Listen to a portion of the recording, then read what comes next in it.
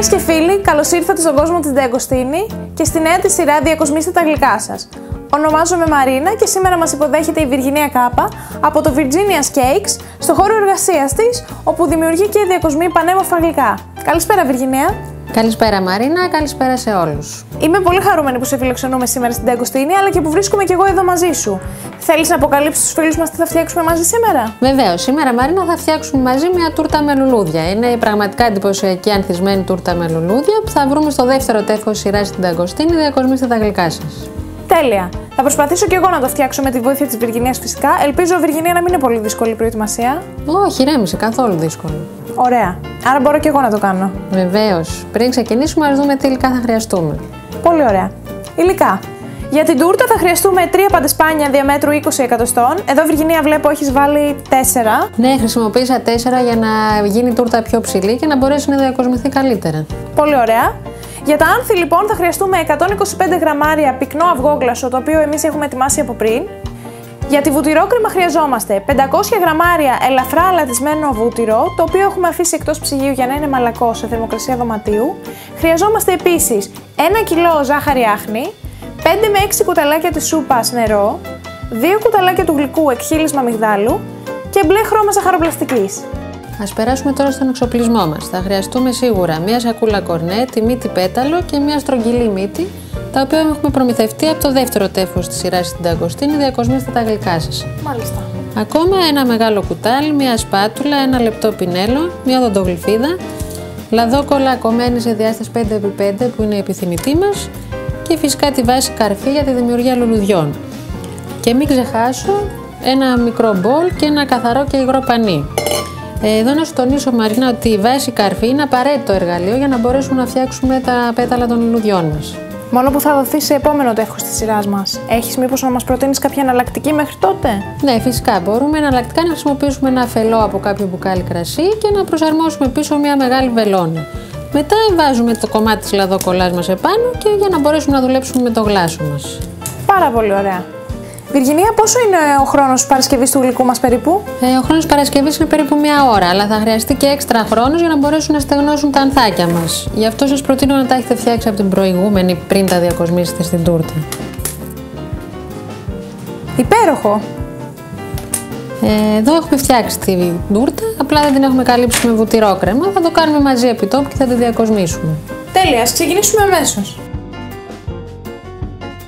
Πάμε λοιπόν να δούμε πώς θα σχεδιάσουμε τα διακοσμητικά άνθη μας. Πρώτα απ' όλα έχουμε προσαρμόσει τη μύτη πέταλο στο κορνέ και γεμίζουμε το κορνέ μας με 100 γραμμάρια πυκνό αυγόγλασσο.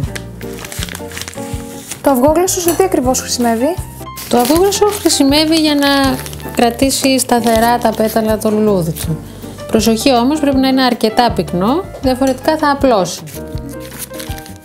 Μετά παίρνουμε τη βάση καρφί και βάζουμε πάνω μια πολύ μικρή ποσότητα από το γλάσο μας για να μπορέσουμε να προσαρμόσουμε το φύλλο της λαδοκολλάς μας. Το αυγόγλασσο χρησιμοποιείται σαν κόλλα, σωστά? Σωστά, για να μην έχουμε άγχος μήπως μετακινηθεί την ώρα που δουλεύουμε με το κορνέ. Τώρα βάζετε το κορνέ ακριβώς έτσι, δηλαδή να σχηματίζει γωνία 45 μοίρες με τη λαδόκολλα και το πλατή μέρος της μύτης να είναι στο κέντρο της λαδόκολλας, ενώ το πιο λεπτό να έχει κατεύθυνση προς τα έξω. Πάμε να φτιάξουμε το πρώτο μας πέταλο? Φυσικά. Παίρνουμε το κορνέ μας και πιέζουμε ελαφρά, όπως είπαμε, με το πλατή μέρος της μύτης στη μέση της λαδόκολλας και με το λεπτό σχηματίζουμε ένα τόξο. Υπάρχει κάποια τεχνική για να δείχνει πιο ζωντανό το πέταλο?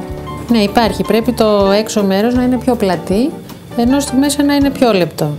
Αφού ολοκληρώσουμε με το πρώτο πέταλο, τοποθετούμε ξανά το κορνέ στη βάση του πρώτου πετάλου και κάνουμε άλλη μια περιστροφή. Εγώ δουλεύω ως εξής. Τοποθετώ τη βάση καρφί στην πρώτη πτυχή του δακτύλου και κάνω μια πλήρη περιστροφή. Μου φαίνεται λίγο δύσκολο αυτό, Στην αρχή είναι λίγο δύσκολο, αλλά μετά μόλις εξοικειωθείς θα σου φανεί απλό. Βιργινία, να δοκιμάσω λίγο. Βεβαίως, συνέχισε με τα επόμενα πέταλα. Για να δούμε. Είναι τόσο απλό? Να θυμηθείς να κρατάς σταθερή τη μύτη σου και να περιστρέφεις τη βάση. Είναι πολύ εύκολο. Και μετά είπες μπορώ να βρέξω λίγο... Μπορείς να το κάνεις λίγο με το πινέλο για να λιάνεις λίγο τις επιφάνειες που είναι όχι τόσο ομοιόμορφες. Πάρα πολύ ωραία, Μαρίνα. Τώρα πρέπει να αφαιρέσουμε τη λαδόκολά μας μαζί με το άνθος από τη βάση. Ξεκολλάει εύκολα? Πάρα πολύ εύκολα, δοκίμασέ το. Δεν θα στο χαλάσω? Όχι, καθόλου. Α! Ναι, όπως είδες, πολύ εύκολα. Αν κάμια φορά δεν είναι τόσο εύκολο, μπορείς να χρησιμοποιήσεις τη σπάτουλα και να το κάνεις λίγο από κάτω. Ωραία. Πόσα άνθη χρειαζόμαστε για την τούρτα μας? Περίπου 40 με 50 άνθη θα χρειαστούμε. Μην τρομάζεις, δεν είναι τόσα πολλά. Γιατί θα έχεις εξοικειωθεί φτιάχνοντας τα 3-4 πρώτα, οπότε δεν θα σου είναι τόσο δύσκολο. Το μυστικό βέβαια είναι να μείνουν 8 ώρες τουλάχιστον να στεγνώσουν. Και θα σου πω και ένα άλλο μυστικό για να δείχνουν ακόμα πιο αληθινά τα άνθη. Τα μυστικά σου θέλουμε, Βυργινία. Τώρα χρωματίζουμε το υπόλοιπο γλάσο που περίσσεψε, τα 25 γραμμάρια με ροζ χρώμα και ταυτόχρονα βάζουμε και λίγες σταγόνες νερό για να γίνει πιο απαλή η υφή του. Να ανακατεύω? Ναι, κάτσε να σου βάλω και το χρώμα για να το κάνεις ταυτόχρονα. Βλέπεις, με μια οδοντογλυφίδα παίρνουμε λίγο από το χρώμα και το βουτάμε στο γλάσο μας. Είναι αρκετά παχύρευστο, Ναι, γι' αυτό βάλαμε λίγο νερό για να ρεώσει, γιατί για τις κουκίδες δεν μας χρειάζεται να είναι τόσο πηχτό. Πολύ ωραία το κάνεις. Πω, ωραίο χρώμα. Είδες τι ωραίο έγινε? Τώρα το βάζουμε στο κορνέ, εμείς το έχουμε ήδη βάλει και πάμε πάνω από τα λουλουδάκια μας, στο κέντρο κάθε άνθος και κάνουμε 4 κουκιδίτσες. Χρησιμοποιώντας τη στρογγυλή μύτη που έχουμε πάρει δώρο από το περιοδικό. Θέλεις να δοκιμάσεις ένα? Θέλω πολύ. Ορίστε.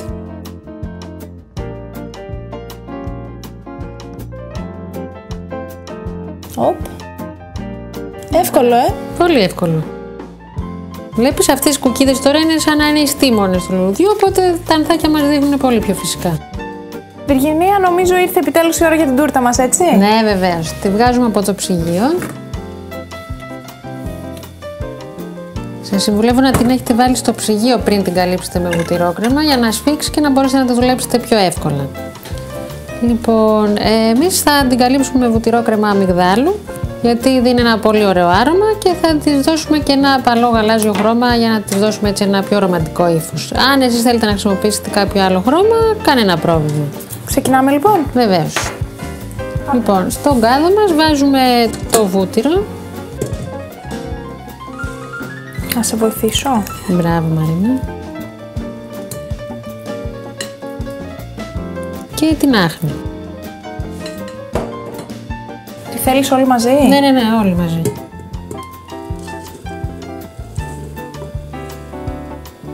Ωραία. Και βάζουμε στο μίξερ να ανακατευθεί.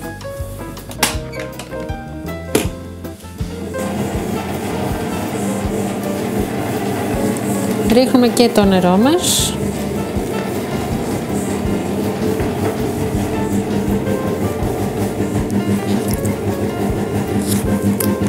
Και το εκχύλισμα από το αμύγδαλο.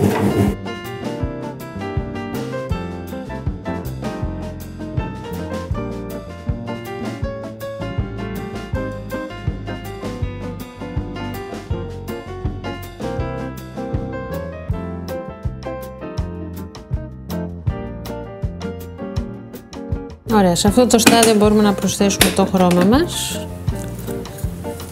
Με μια οδοντογλυφίδα πάλι. Στη μύτη θα βάλουμε το χρώμα. Όσο πιο έντονο χρώμα θέλουμε να έχουμε, τόσο μεγαλύτερη ποσότητα χρώματος βάζουμε. Εμείς εδώ θέλουμε πολύ ανοιχτό γαλάζιο, οπότε φαντάζομαι θα βάλουμε πολύ λίγο, έτσι? Ναι. Και ανακατεύουμε πάλι.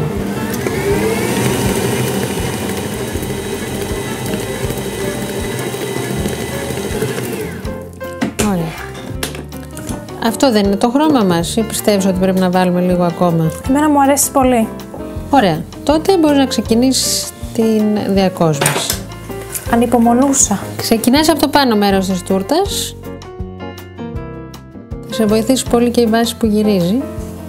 Θα το κάνω σωστά? Είναι εύκολο? Ναι.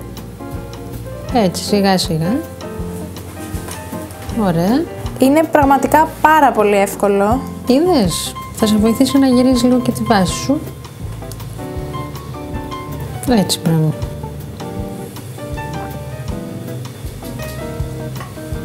Εσείς αν έχετε μια πιο απλή σπάτουλα, απλά θα είστε λίγο πιο προσεκτικοί.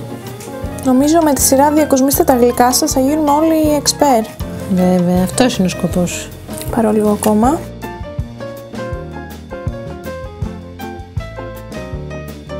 Στο πλαϊνό μέρος, για να σου γίνει Μάλλον θα πιο ωραίο, κρατάς κάθετα τη σπάτουλά σου και γυρίζεις τη βάση σου έτσι. Βλέπεις που γίνεται λίγο και...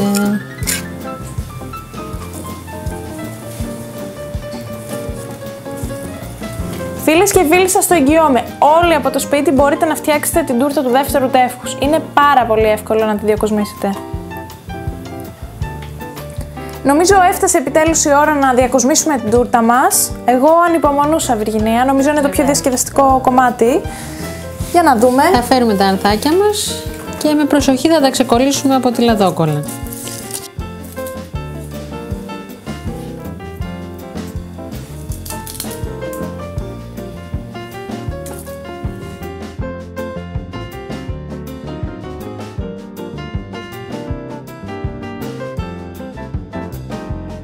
Μαρίνα, βάλε εσύ το τελευταίο ανθάκι στην τούρτα.